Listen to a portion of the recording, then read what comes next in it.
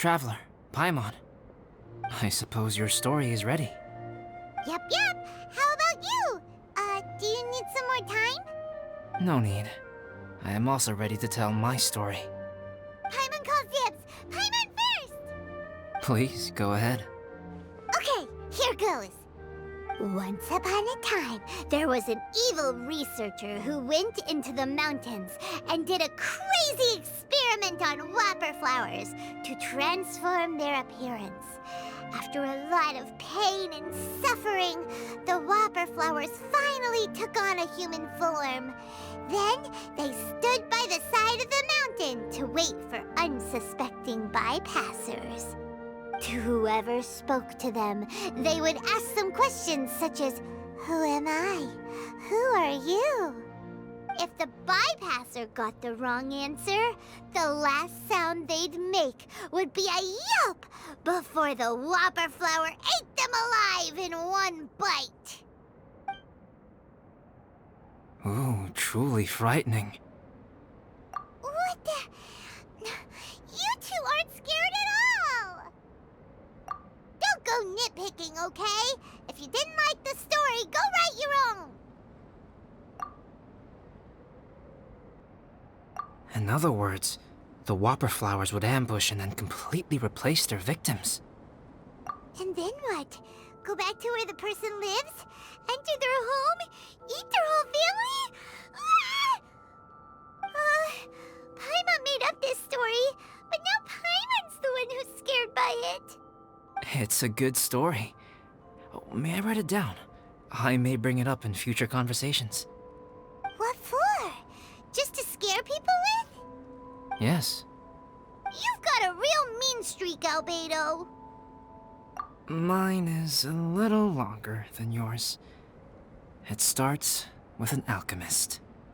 A great alchemist once created Subject 1. Subject 1 was her proudest achievement, and successfully blended into human society. No one ever would have thought that this friend of theirs was in fact a synthetic human. However, unbeknownst to Subject 1, the alchemist had tried the same experiment many times before he had come into being. Some of the rejects from failed experiments had been discarded, but had not died. Subject 2 was one such failed experiment. He was swallowed by a great dragon that came to rest upon a snow-swept mountain. Many years later, he was resurrected by the dragon's mysterious power. He saw all kinds of people on the mountain, including Subject 1, who had somehow miraculously blended in among them. Never in Subject 2's wildest imagination had he thought it possible for experimental life forms such as they to deceive everyone so successfully. He saw the way humans accepted Subject 1 as a friend, witnessed their affection as they addressed him by name. This was what Subject 2 wanted. Now, all that Subject 2 desired was to replace Subject 1 and take the joy of his existence for himself. This is giving Paimon the chills. So scary. Subject 2 began to unfold his plan. He stole Subject 1's books and notes and studied all that Subject 1 had learned from the alchemist. Subject 2 was highly intelligent, and he learned quickly. He changed his face into an exact replica of Subject 1's face. Then, he found a plant with mimicry capabilities and transformed it using dragon blood and alchemy. And so, not only did Subject 2 transform his own appearance to perfectly match that of Subject 1, he also created a third entity, Subject 3. What? There's 3 of them now? But Subject 2 wanted to become a perfected human. So, he erased a mark in both his and Subject 3's necks. For these marks were symbols of imperfection. In my view, it was probably a subconscious act, an instinct. He so desperately craved to become a perfect human being that he forgot something. Human beings are defined by their flaws. Subject 2's plan was meticulously crafted. Subject 3 would draw Subject 1's attention. After Subject 1 disposed of Subject 3, he would assume the threat had now disappeared and would let his guard down. The next moment that Subject 1 was alone, Subject 2 would make his move. He would eliminate Subject 1 and become the only one remaining. He would secretly replace the Subject 1 of everyone's memories and inherit his identity, residence, clothing, sword, name, and friends. People would have no idea that the individual they knew had become somebody else from one day to the next. This is way too scary. Paimon's never gonna be able to trust anyone again. But just before Subject 2 could carry out his plan, a unique stranger entered the mix. Subject 2 tried to make contact with this person, but found that they could somehow sense he was different from Subject 1. What's wrong? Are you scared? What happened then? What happened to the stranger? He became a new stage in Subject 2's plan. One more person that Subject 2 had to dispose of. It's as if there were 3 identical roses in a garden. Only one of the 3 was a fine specimen, while the other 2 were defective specimens that bore poisonous thorns. In all the world, only the gardener who tended to them could tell which was the good specimen. People do not like poisonous plants. Only a perfect rose can fetch a high price. If the inferior specimens wanted to conceal the fact of their worthlessness, they would have to take the gardener out of the picture, using their poisonous thorns. This is exactly what Subject 2 was thinking. So, he hid in the shadows and waited patiently. Maybe soon, he would get his chance to become truly human.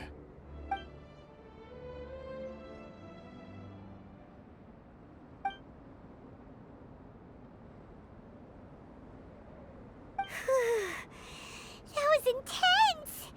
So what happened after that? Did Subject 2's plan succeed? Paimon can't bear thinking about it. Fortunately, it is just a story. And even in this story, Subject 2 did not succeed. But you can never let your guard down on Dragonspine.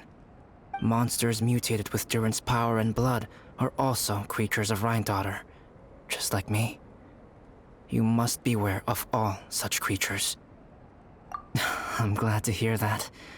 It's okay. I know what I am. You and I are both different, so there is no need for me to hide the truth from you. The only thing is that sometimes, when I think about how mighty the power of alchemy is, I feel so small. As beings who set foot in this world, how arrogant are we in desiring to control our destiny, and in desiring to create? Is creation an arrogant act, traveler? If not, why do we call the ones that created us and control us gods? If it is, then what qualifies us to call ourselves creators? How far must we take our reverence and respect, and what purpose does it serve? Nothing special, but whenever I think about it, I feel a twinge of grief. Poor Albedo. Hello? Traveler, are you here? Hey, is that Amber? Thought we might find you here. We're here to deliver a message from Cyrus. There's gonna be a big event down at the base camp, and they want you there too, Traveler. Winter camp is nearing its end.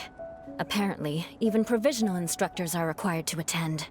Looks like we need to go, Albedo. Bye for now. Then I won't keep you. I have some things to attend to here, so forgive me for not seeing you down. Don't worry about it. There have been no issues getting up and down the mountain recently. Is everyone ready? Let's not keep them waiting.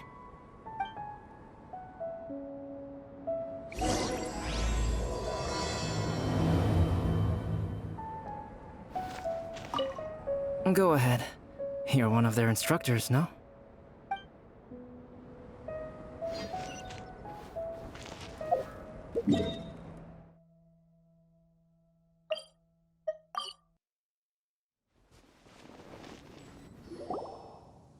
Huh? Who is this guy?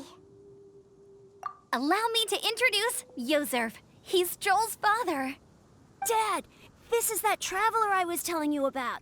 The traveler's helped me out loads in the past, and this time we even built a snowman together. Joel has told me everything about you. I can't thank you enough. Wow! This is amazing! Wait a second. Why is Cyrus discreetly wiping tears away? And what is Pallid doing here? Pallid is the hero of the hour this time. Go on, Pallid. Tell us what happened in your own words. Okay.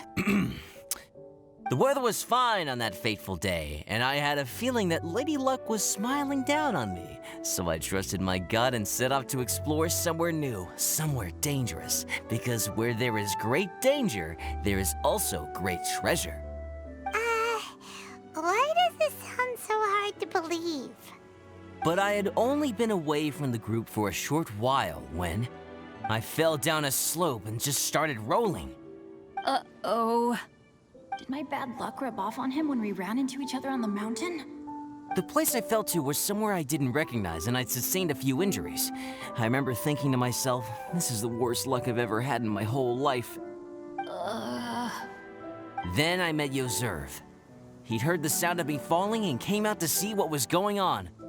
Huh? Wow!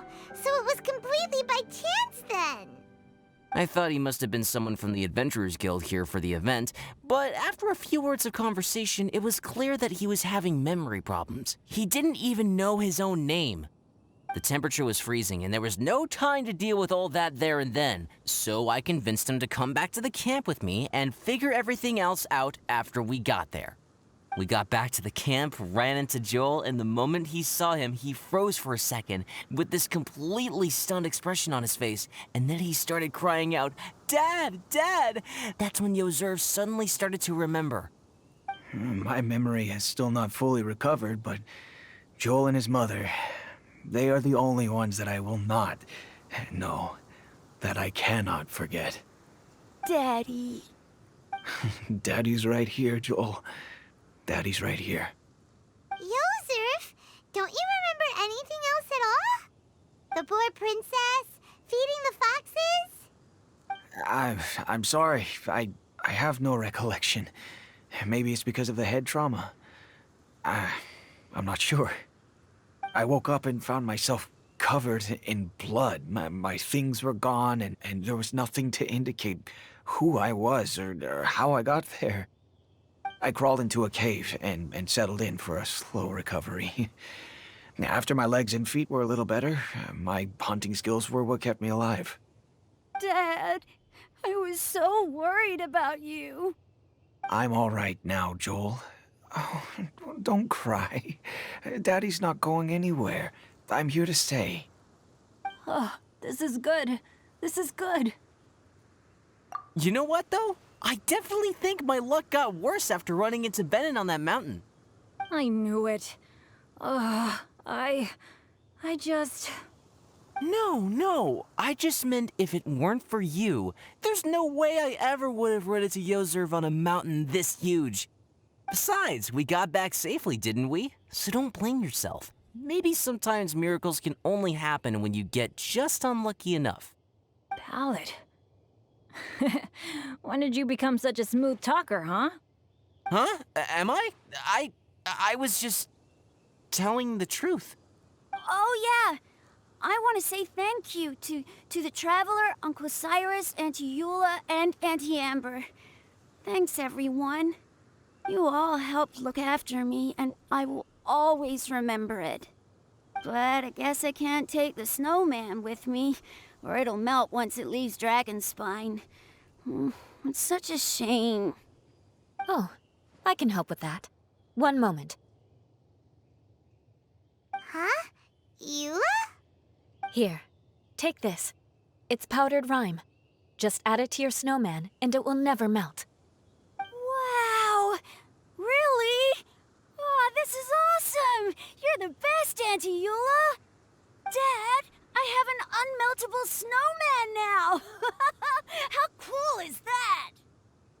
how can I ever repay you all? Thank you all. Thank you from the bottom of my heart. Dad, I want to go move the snowman. Can we do it now, please? Okay, I'll be leaving with Joel now. I'm sure I'll see you all another day. Very well, very well. It's time for Pallet and I to have another discussion concerning his breaches of adventurer discipline. Huh? But Cyrus, I think I kind of made up for my mistakes this time, you know? See you guys! Oh, I made this for you and Amber. Think of it as a winter souvenir. Aw, are you sure? This must be really important to you. Come on now, just take it. No need to make such a fuss. Wow! Now our snowman won't melt either! Great! You're welcome. Just keep it, that's all I ask. Amber and I have some business to attend to now. See you later. Everyone's gone. Seems like they've all got their own stuff to do now. Oh! You know what? We've been on Dragon Spine all this time, and somehow Paimon still forgot to ask Albedo about how to make a fruit juicifier machine that could keep the juice fresh. Maybe we should try Timaeus again. He does seem pretty eager to please after all.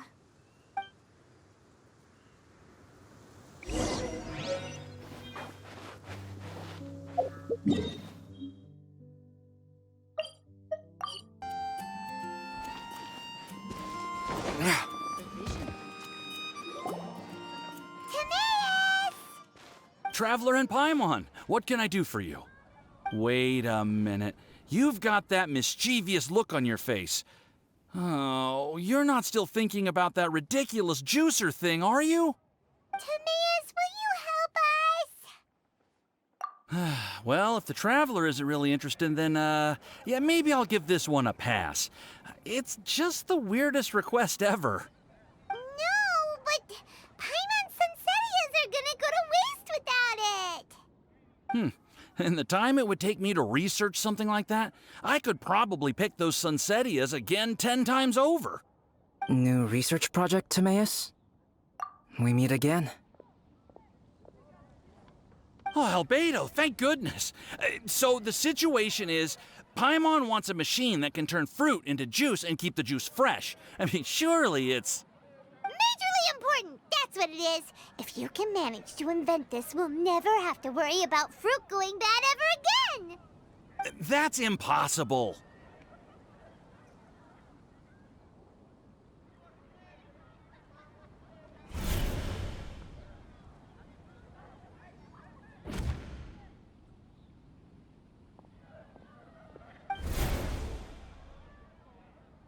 Turning fruit into juice is not hard, but keeping it fresh is more difficult.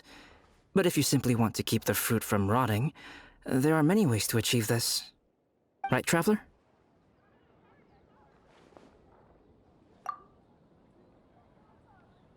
What about his neck?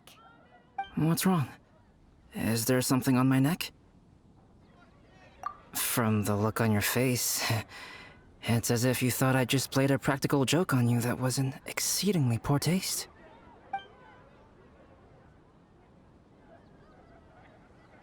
Albedo, you were saying, how do you stop fruit from going bad? Well, one way would be to bury your fruit on Dragonspine, where the snow never melts all year round. But then Paimon won't be able to eat them! You could always live on Dragonspine. No, too cold for Paimon. Or you can give the fruit to me, and I would take it to Dragonspine for you. But since you don't like the cold, you'd have to send someone else to pick them up when you want them. This is where you come in, Traveler. Suddenly sounds a lot more feasible with other people doing all the work. Okay then, shall we go with that idea? Fruit buried on Dragonspine will stay fresh for much longer. However, it is also possible that the fruit will sprout and grow into fruit trees. Who knows? Maybe the next time you visit, it will have grown into an orchard. You can water the trees, add fertilizer, and when they finally bear fruit, you will have some fresh sunsettias. No way! The Paimon will have to be a gardener! That's not the goal here. Oh? Well, I don't think being a gardener is so bad.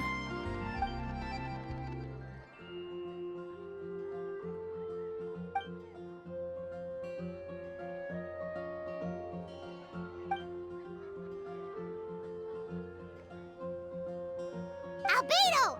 Stop trying to get your hands on Paimon's super sweet Cinzittias! It bothers you, does it?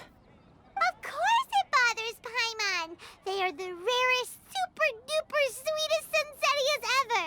And they're not for you! Okay, but they're just Sunsettias. I think you're only so attached to them because you don't have much fruit of this quality in your possession. When someone's pockets are full and their spirit is fulfilled, they don't easily fall prey to this kind of yearning. Really?